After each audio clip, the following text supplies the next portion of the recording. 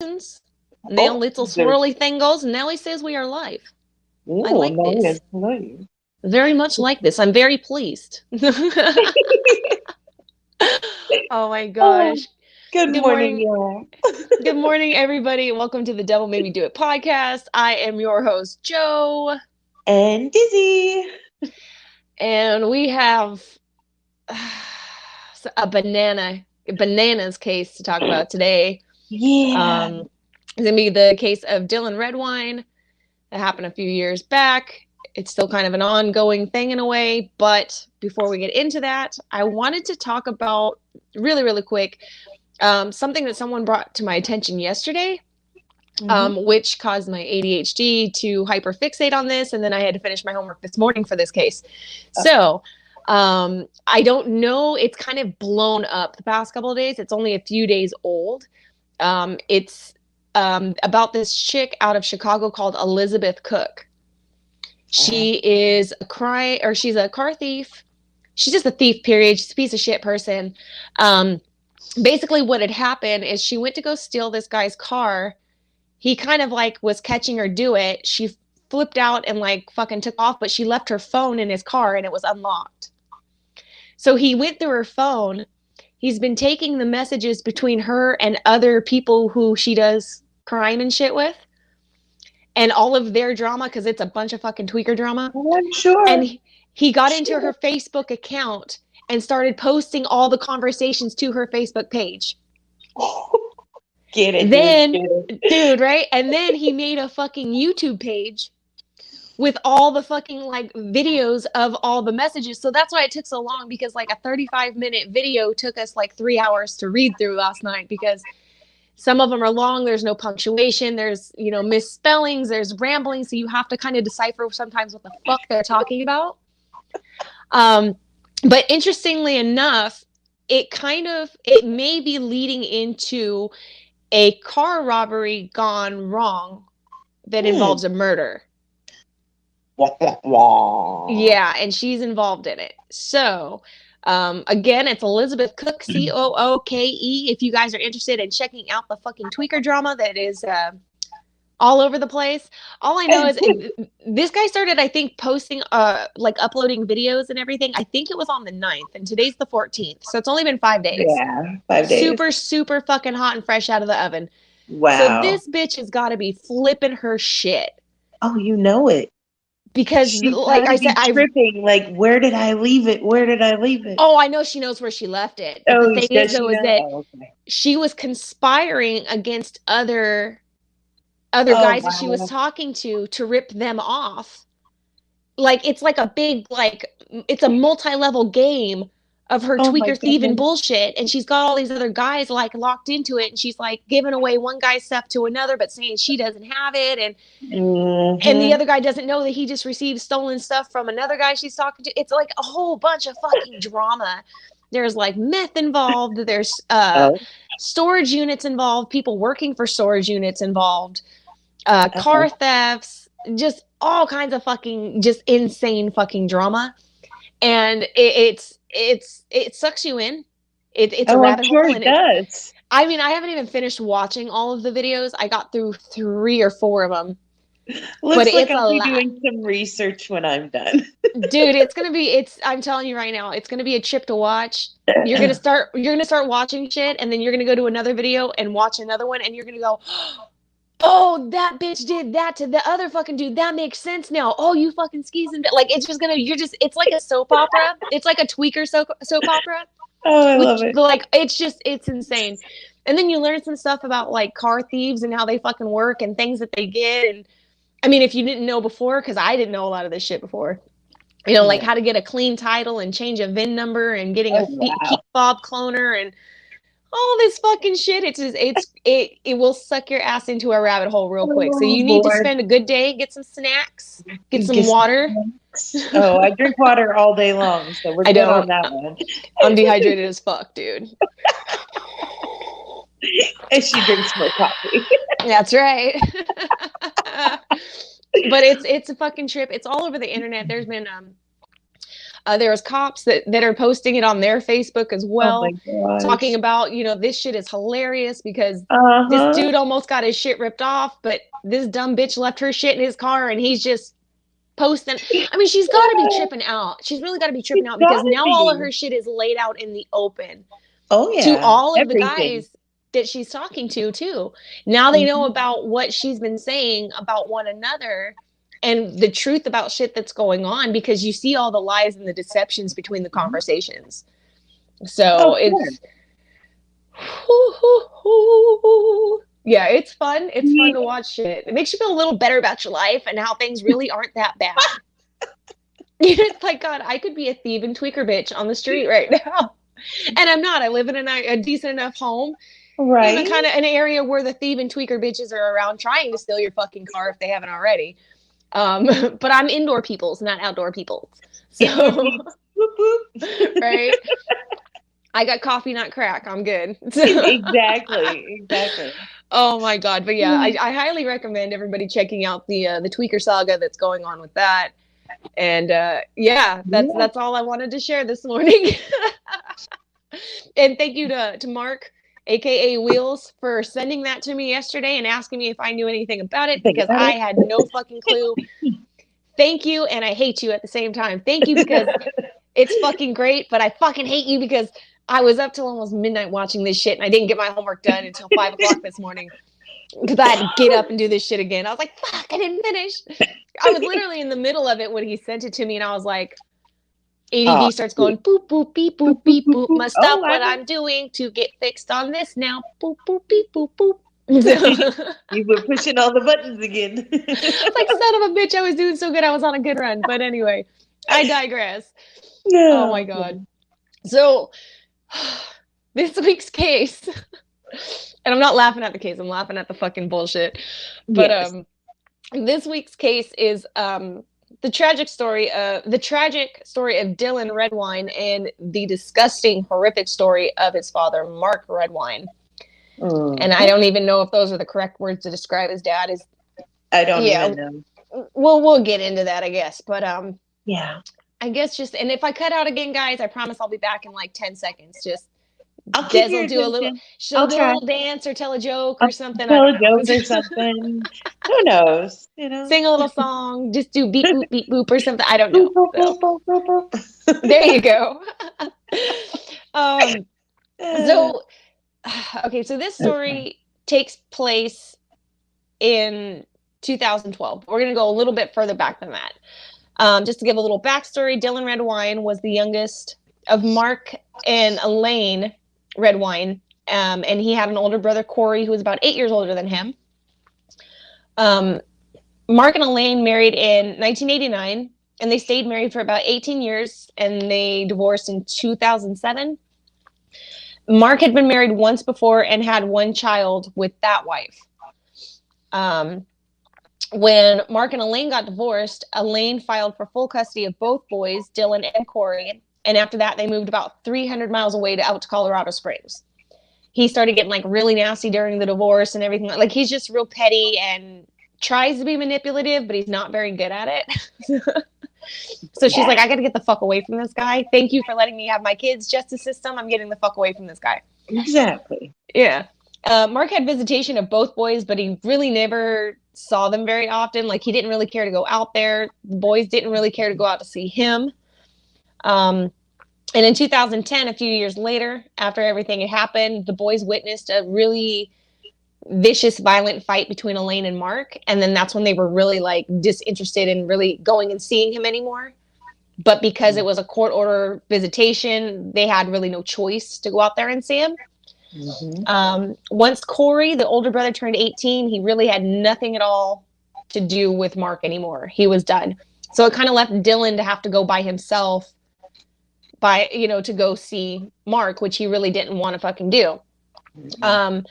And he didn't really want to go because he said he was afraid of being alone with his dad. Mm-hmm. And he still had friends that he had grown up with in his dad's area. So he would try to go over there and stay as often as he could. And a lot of times Mark would end up telling him, no, you can't go and stay over there and all that other stuff. You're going to stay here. Mm-hmm. So then fast forwarding a little bit, on November 18th of 2012, during a Thanksgiving break, Dylan flew out to go stay with his dad for the holiday. Dylan was last seen on a Walmart CCTV camera in Bayfield. I guess that's where the airport is or whatever, where they land to go out to. Mm-hmm. Yeah, because so let me back up. The dad lived in Durango, Colorado. So I guess it's real close to the Bayfield. I think it's the Bayfield airport. But that was the last time he was actually like physically seen or even on camera seen, was that afternoon when he arrived. They went to the Walmart. And then his last recorded phone activity was that night at 9:37. He had plans to get up around 6:30 and go like hang out with his friends. Mm-hmm. And he texted his mom that night. I think his mom was like the last recorded text message that night. But the next day, on November 19th, Mark got up and left the house around 7 and said Dylan was asleep on the couch. Mark returned from running errands a few hours later and said Dylan was gone. Dylan was gone, but figured that he was at a friend's house. But his friend lived like 5.9 miles away. That's a long fucking walk. That's like over an hour. That's got to be about an hour walk, hour and a half walk almost, depending on how fast you walk, I suppose. Yeah. So at 10:15, I kind of got a little bit of conflicting stuff during this. So I don't know exactly what is correct 100%. So forgive me guys if I get a little bit this mixed up. But at 10:15 a.m., Mark sent a text message to Dylan to please call him. And then he never called him. He just kept texting him till about 2:23 in the afternoon. And then he waited till 4:32 that afternoon to text Elaine.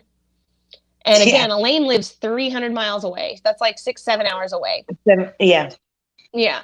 And I wrote down some of the text message conversation from that so that I can get like exactly what was said. Other than that, everything else was basically paraphrased after this point. But this is literally what was said in the text message. So at 4:32, Mark texts Elaine and said, Elaine, I'm wondering if you had heard from Dylan. I've been trying to reach him all afternoon.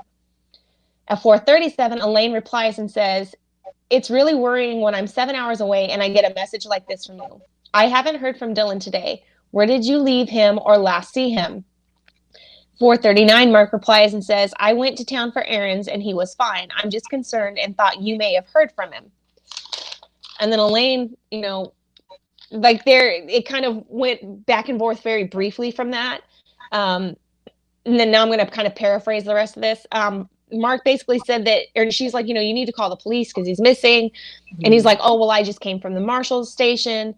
Then there was something about she had called the Marshall station.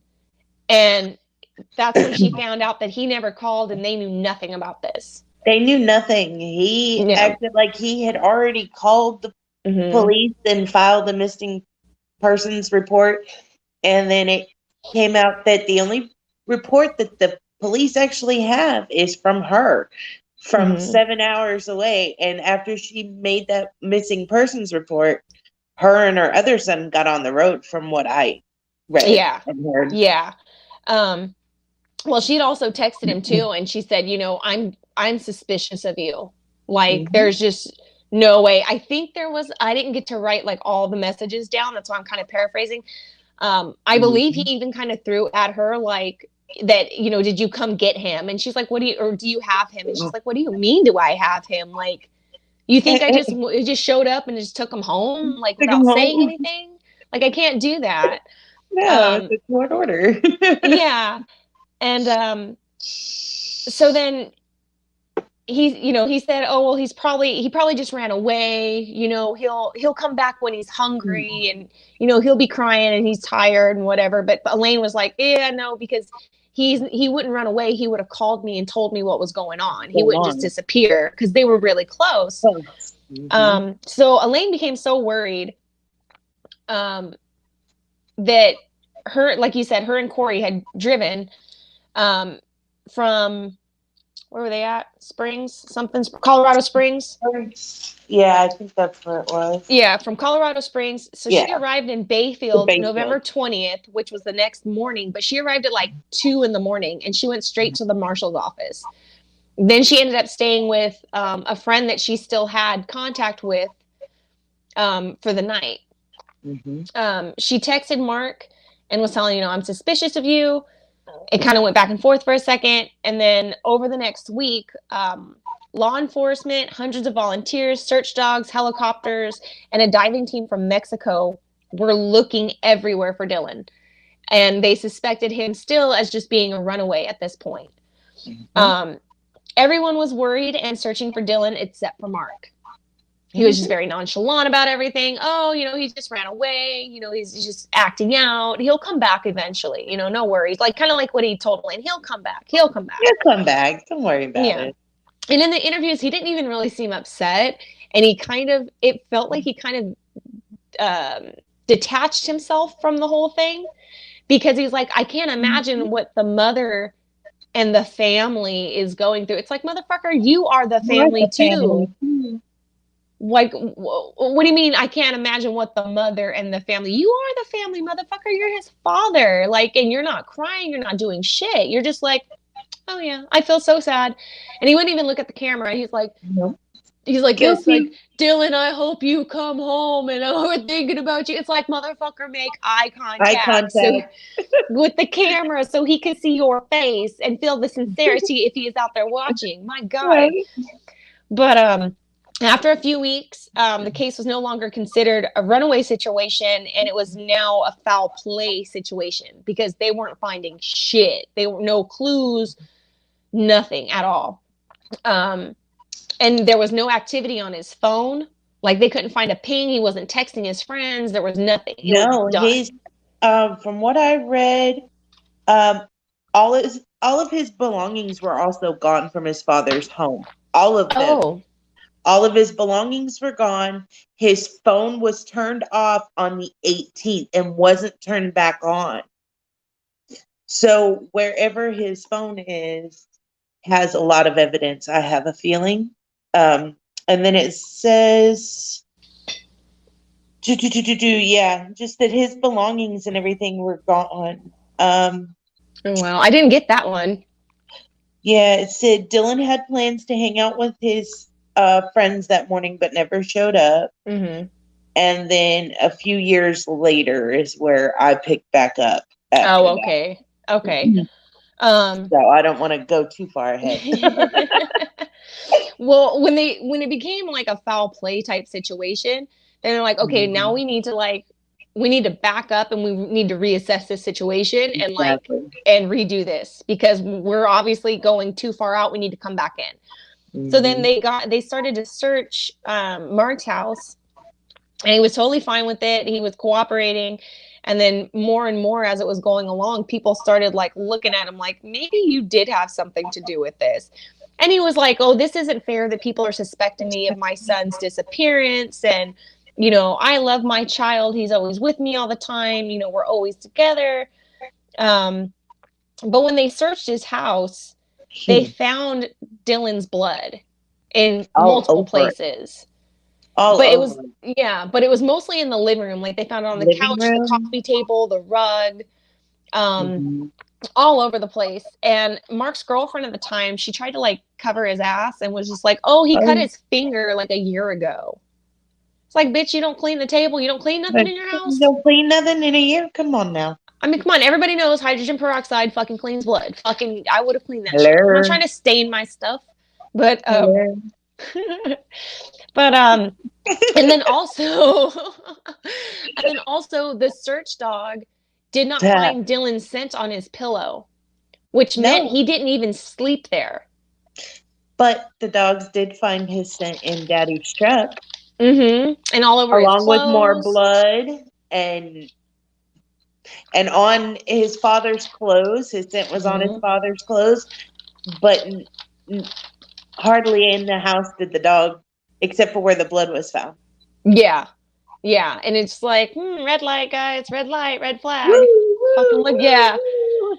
Oh, So a couple of months went by, and they actually ended up reaching out to Dr. Phil, but I'll get to that in a minute. So Elaine ended up going back to the police, and she told them that Dylan had found something that he probably should not have found that was Mark's. And this is where it gets interesting. I had to refrain from eating this morning. I'm just going to say I had to keep from eating this morning. I got a solid stomach, but go for it. Yeah, just some things just gross me the fuck out. Like, I'm pretty good with some things, but just there's two things in this world that just gross me the hell out. And this is one of them. One of them. This is one of the two. I'll tell you, the first one's maggots, and there's no maggots involved in this. So none whatsoever. Yeah.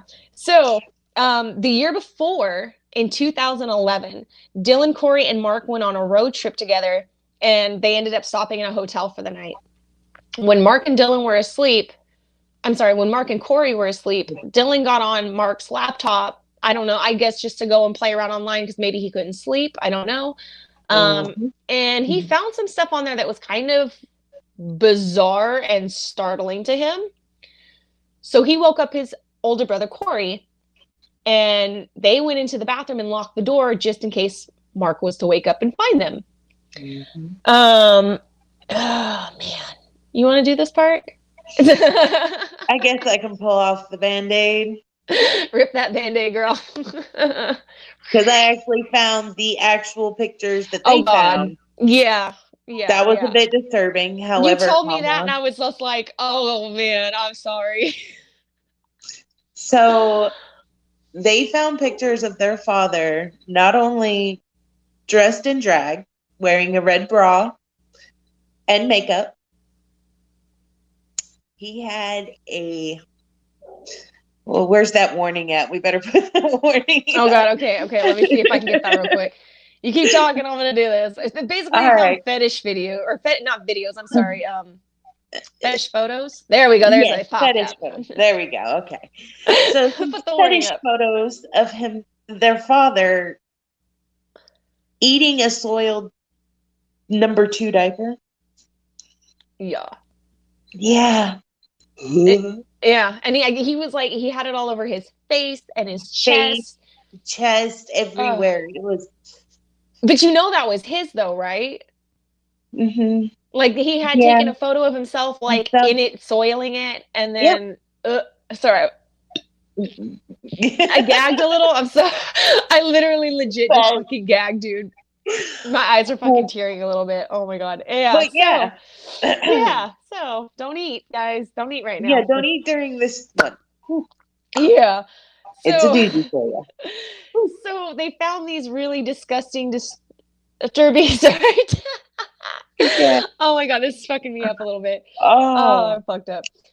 So they found these videos, or not videos, photos. Yeah. And then Corey took photos with his phone of these photos to hold on to, because he's like, what the fuck is this shit? And so fast forwarding a little bit later, because again, this was in 2011. So we're going to go up to August 4th of 2012. So just a short time before he goes to his dad in his last scene. So about 3.5 months before Dylan went missing, Dylan sends a text to Corey. And this text is what Dylan sent to Corey. It says, hey, send me those poop pics of Papa, because he gave a speech about you guys being a bad example, and I want to show him what he really is. Oh, shit. Yeah.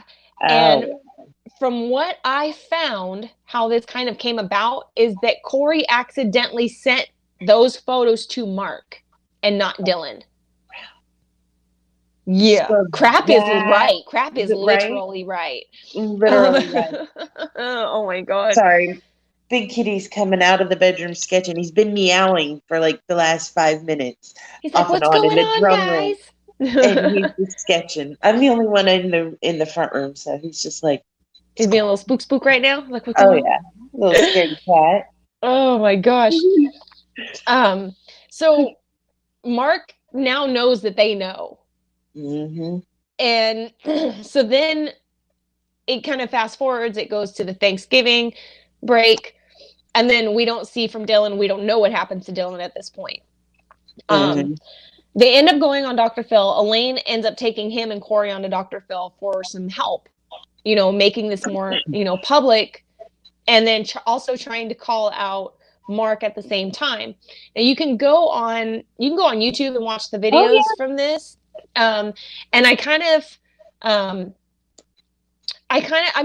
get it with Dr. Phil, because at the beginning he was like kind of telling her like, we're not here to like basically like persecute your husband. We're not here to attack your husband. We're here to help for your son. And then you kind of start realizing once Mark comes out that Dr. Phil hasn't really talked to Mark. No. Because once they start talking about stuff and the situation and things that are going on, Dr. Phil starts looking sideways at him like, wait a minute, hold on. Now I'm kind of with her a little bit. What's really going on over here? And so Dr. Phil starts asking Corey and Elaine, do you think that he has something to do with this? And they're like, abso-fucking-lutely, dude. We know for a fucking, we feel it in our souls, basically. And I'm paraphrasing, but we feel that we know he has something to do with this. Some way, shape, or form, he has something to do with it.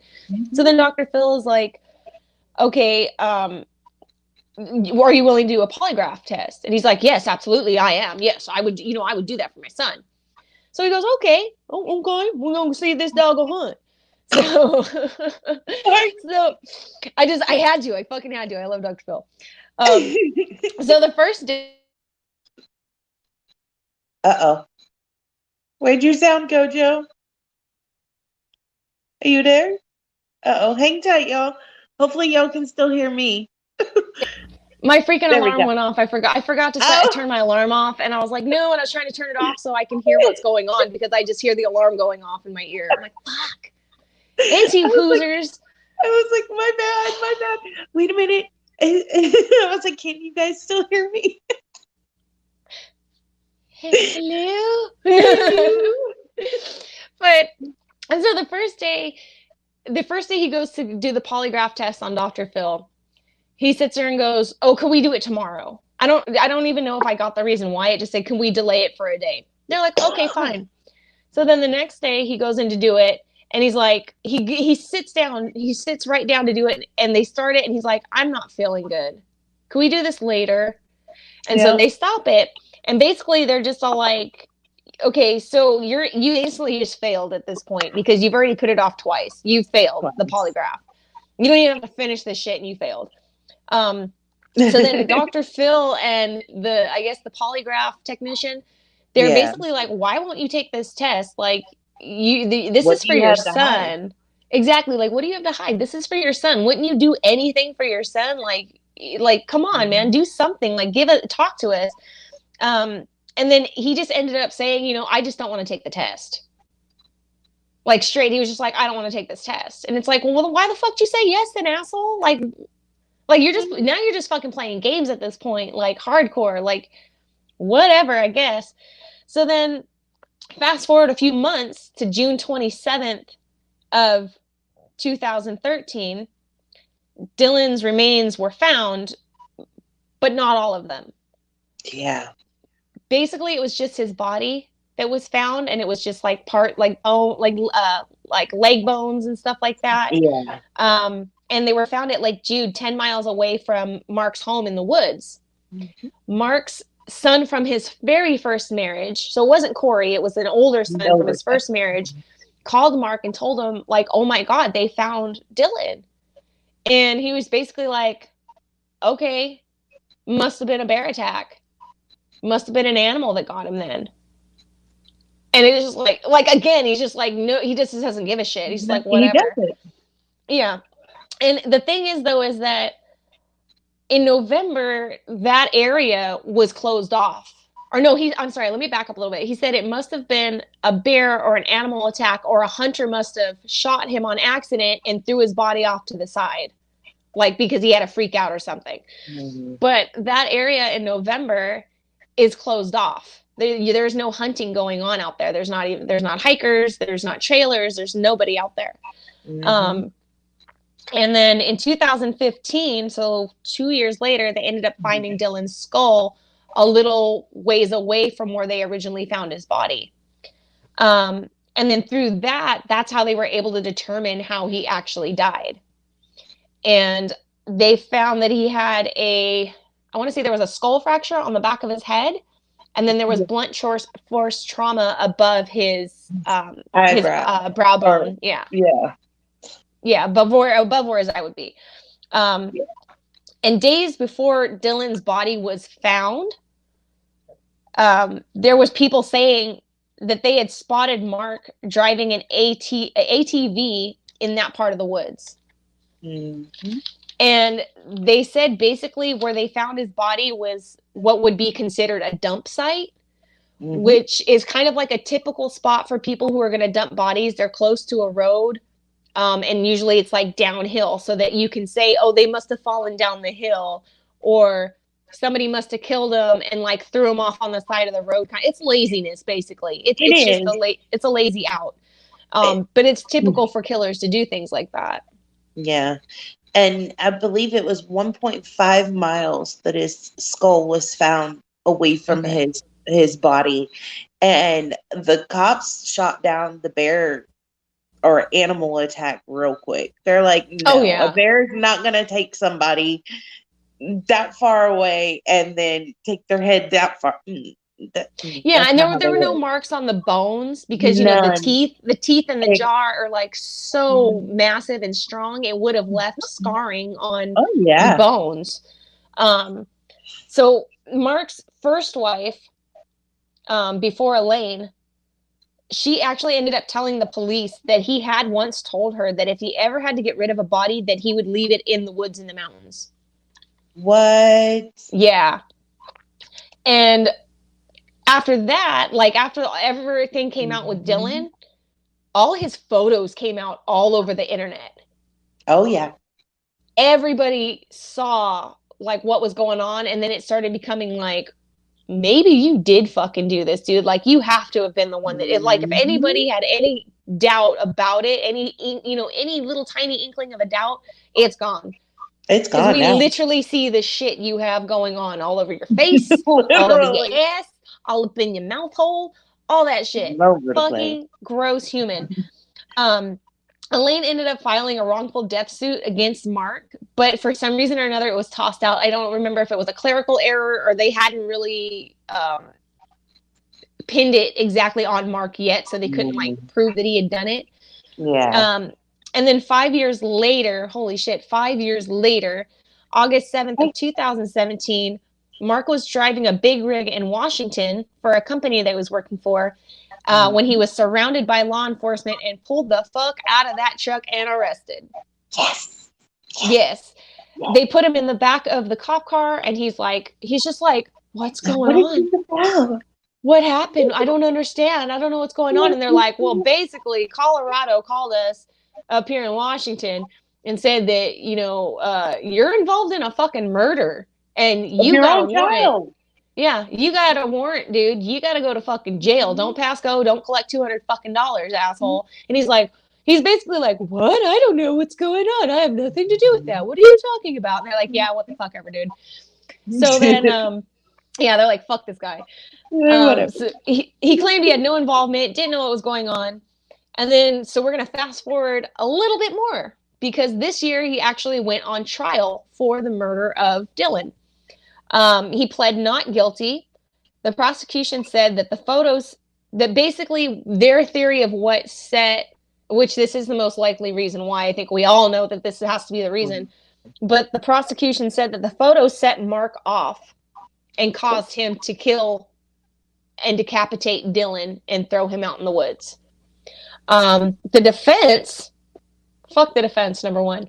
The defense basically said that Mark's photos are his business. That happened in his home. If that's what he likes, that's what he likes. Blah, blah, blah, blah, blah. This has nothing to do, with the murder of Dylan. The direct motive for killing his child. It's fucking insane. He got caught. Yeah. And they said, what I think happened, honestly, again, this is my own personal opinion. They said there was blood on the coffee table and on the fire. I think the fireplace mantle or shelving right there in front of it. I think Dylan came out after realizing or after his brother told him, hey, I sent it to dad by mistake or something.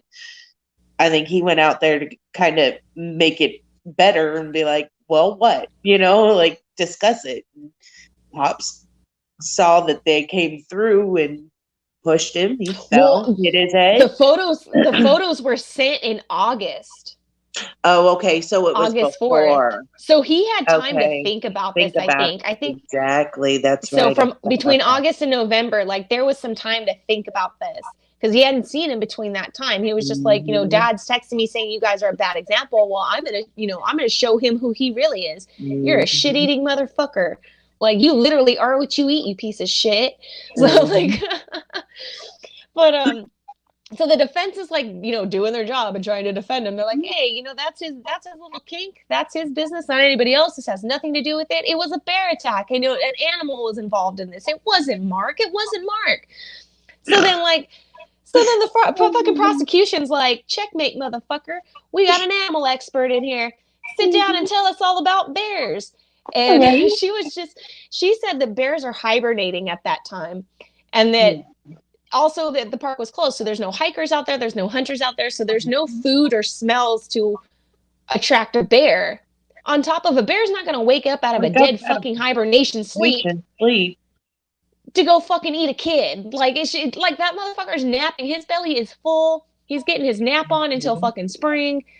Exactly. He's dreaming about Dr. Phil episodes. He's not fucking trying to fucking go eat a little kid. So they shut that shit down quick. Just real quick. And this was in June. So he ended up getting charged with second-degree murder and child abuse, but he will not be sentenced until October of this year, and he's looking at possibly life in prison. So this whole thing isn't necessarily completed yet. Yeah, I mean, it is more or less, but just what he's going to get in the end is not, like, where he's going and what's happening to him is not done yet. Exactly. So... yeah. Oh God. Oh, I cannot imagine what this guy what he must be going through in prison. I hope that because a lot of inmates don't like inmates have fun with him. Oh yeah. Because they don't like rapists, they don't like pedophiles, they don't like child murderers. Like, they are not into that shit. They are not into that shit.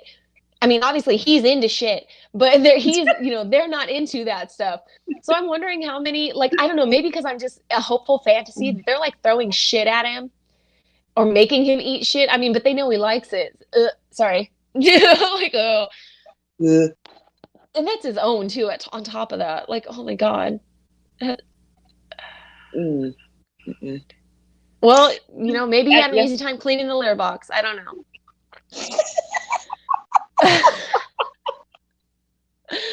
Oh my God. I don't know if he had animals or not, but I'm just thinking, like, man, like, you must have had an easy time cleaning that litter box, because it's like, oh, it's snack time. It's yum, yum, yum, yum, yum, yum. Sorry guys, that's why I put the fucking trigger warning up. It's grossing me out, and I'm just trying to make light of this shit so I don't keep fucking gagging and throw up all over my laptop right now. It's so fucking nasty. Like I said, in this case, he is what he eats, and that's a big, hot, steaming pile of shit. All right. So, oh my gosh. He's got like a litter box cleaning service. It's like, I'll come to your house. You'll never even know it was there.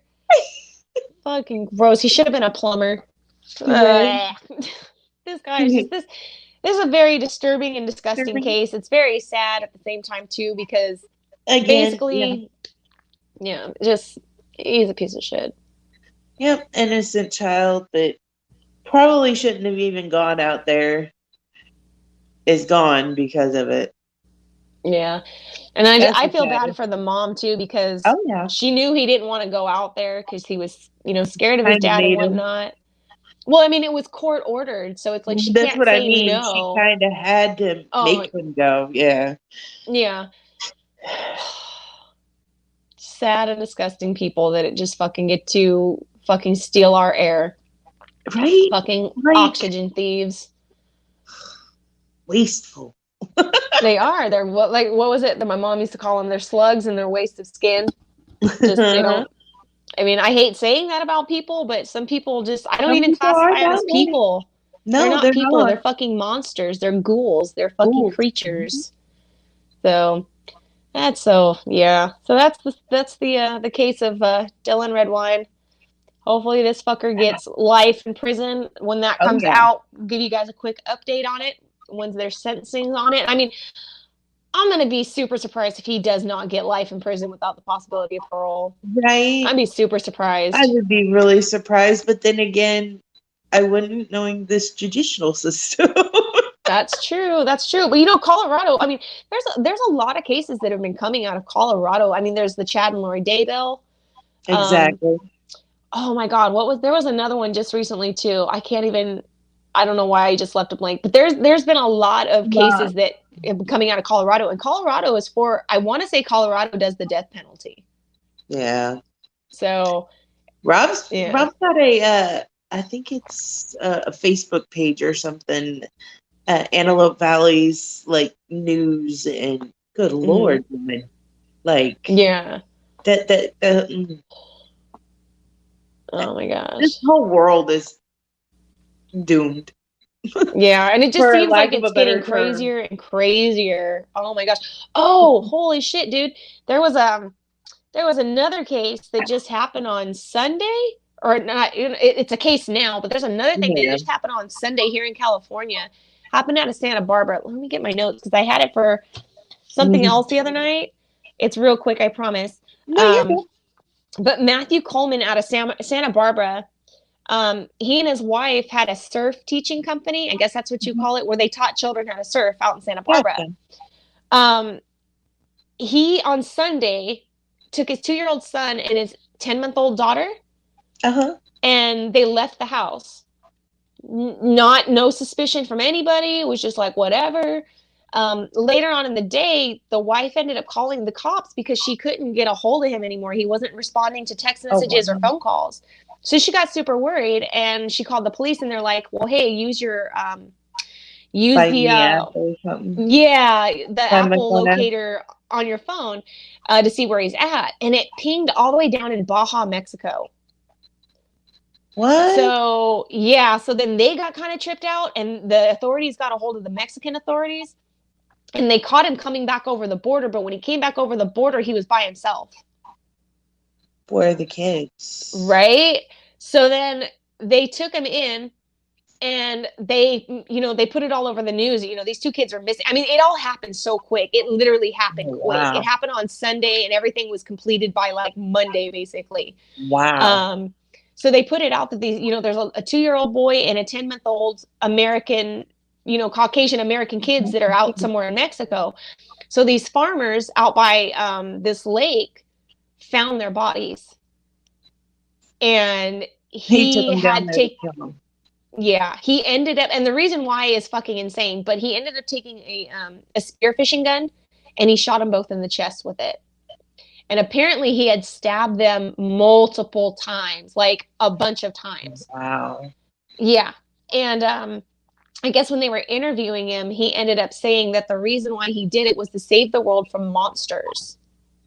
Because he had become enlightened by QAnon and Illuminati conspiracy theory sites.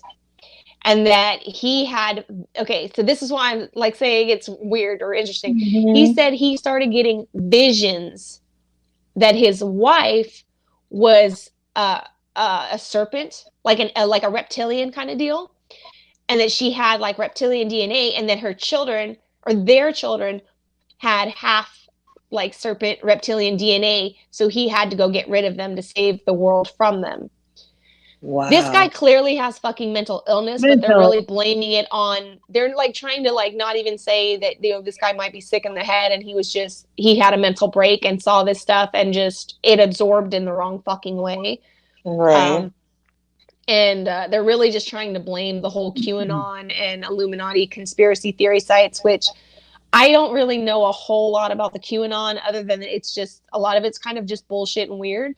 But as far as like the conspiracy theory sites, you really have to take it with a grain of salt, and you really have to do research on a lot of it, because a lot of it has come out to be true. Yeah. Like they sit there and say, oh, government mind control. And then people are like, no, that's not true.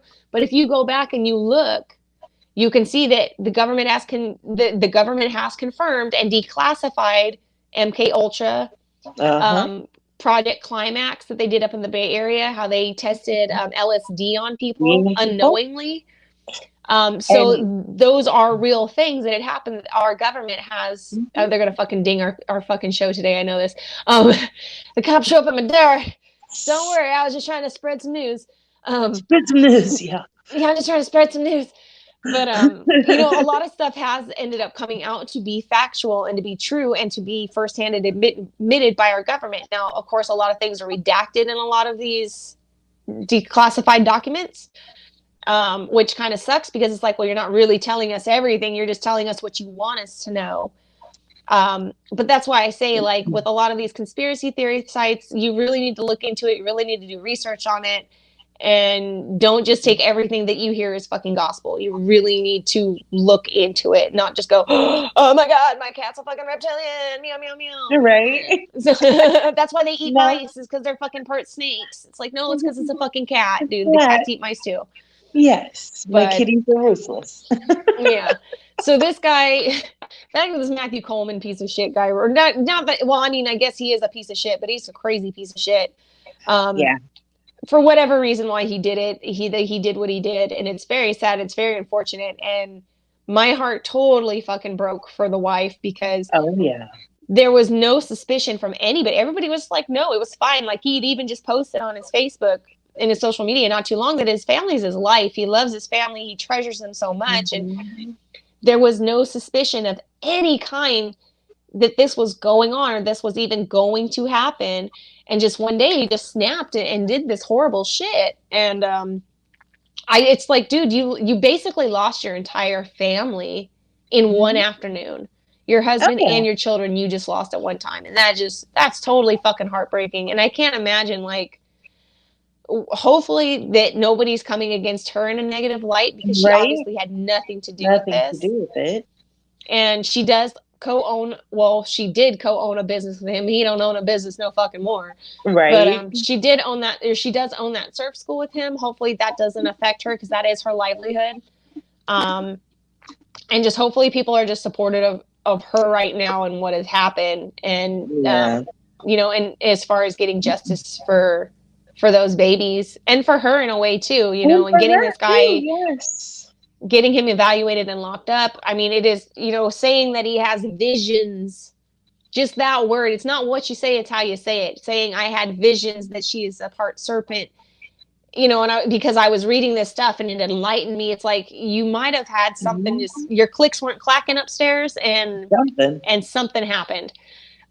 Hopefully this doesn't turn into a fucking Vincent Lee thing. I mean, not that he was a cannibal, but you know what I mean? Like they send him to a mental hospital and they start letting him out. And it's like, no, motherfucker, you need to stay. Starts taking his meds. Oh, he took his meds. Yay. Yeah. It's then what happens a year from now when he feels like, oh, I'm good now. I don't need him anymore.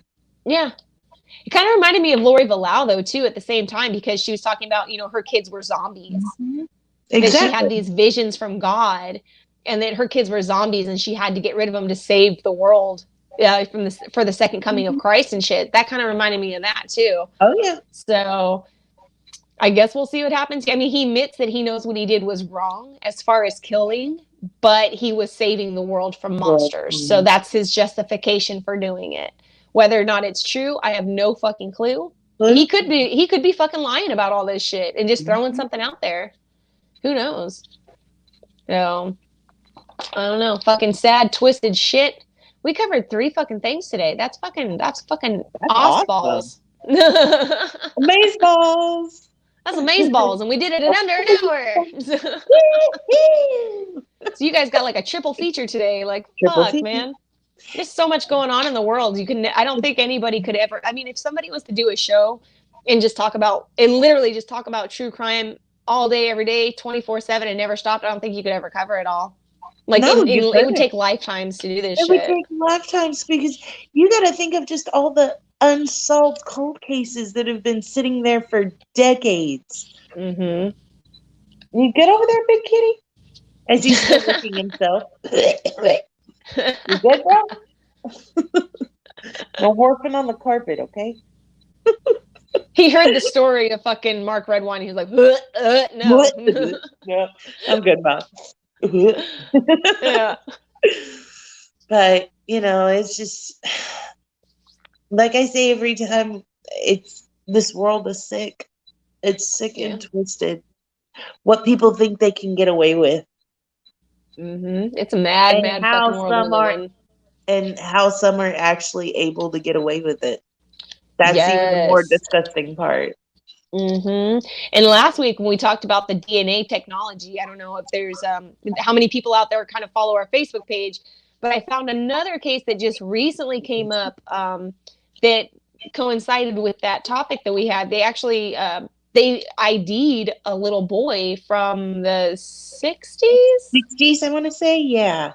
Something like that. It was called The Boy in the Bundle or something, because of the way he was found, he was tied up in a sheet or tied up in a blanket. Something like that. Something like that. I'm just trying to vaguely remember what's going on. But they solved more or less solved his case through the DNA technology we just talked about the weekend before. So I was like, holy shit. That's another old one too. It's so crazy how they're just figuring out all this shit. It's crazy. It's crazy. Hopefully, I still want to know who the fuck the Zodiac was. They have an idea of who the Zodiac was, but I still want to know who the fuck the Zodiac was. And Jack the Ripper. Those are the two I want to know. Like, out of all the cases that I've ever come across, that are cold cases, those are the two I want to know who the fuck they were. All of the cases that I've been a fan of, I guess you could say, I want to know who really killed those 3 boys from the West Memphis 3.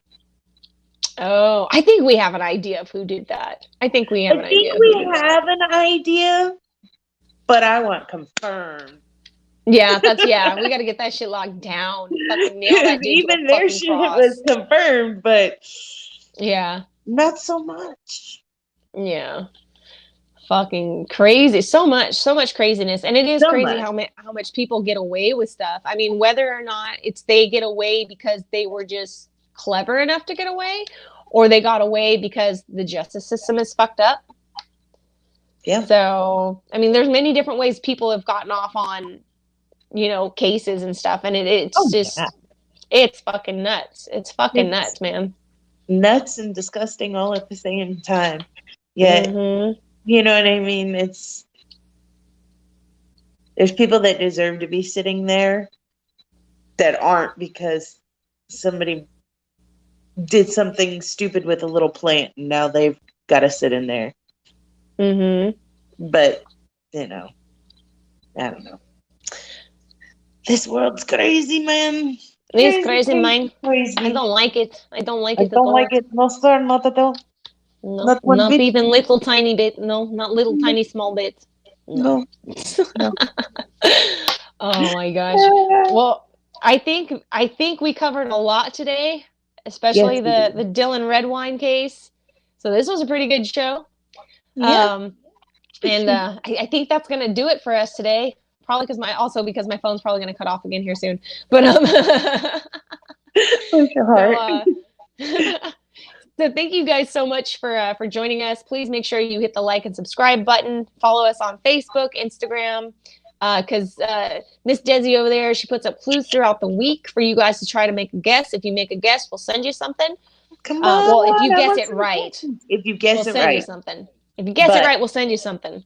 Exactly. So the only way to win is to guess. So I want to see some comments, y'all.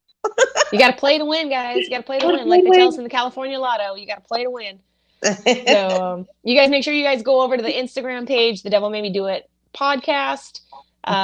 Check out Desi's clues. Desi's clues. There we go. Desi's clues. Check out her clues throughout the week. Try to make a guess. Try to win something.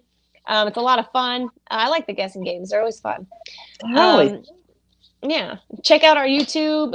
If you are just an audio listener, check us out on Iheart Radio, Stitcher, Apple Podcasts. We're all over the fucking place. So you can find us pretty much anywhere you listen to your podcasts at. So that way, if you're in your car and you don't want to get distracted, just listen to it. You shouldn't be using your fucking phone in the car anyway. Right. And make sure you use your blinkers. If you are in your vehicle right now, use your damn blinkers, please. Use your fucking blinkers. And if they don't work, use your fucking hand signals. Out the window. It's not that hard. It's not that hard, you lazy son of bitches. Fucking your blinker's like 2 inches from your fucking finger. Use it. Oh, I'm sorry, they're not because you're on your phone. I'm just saying. That's right. That's why. Son of bitches. You got to take control of your life. Or whatever that shit is that Dr. Phil says. Anyway. Thank you. Thank you guys so much for joining us. We really appreciate you guys listening this morning. And we'll see you guys next weekend with some more fucked up stories. So yes. Thank you guys. So have a great weekend, you guys, and we'll see you next time. Alrighty. Bye. Bye.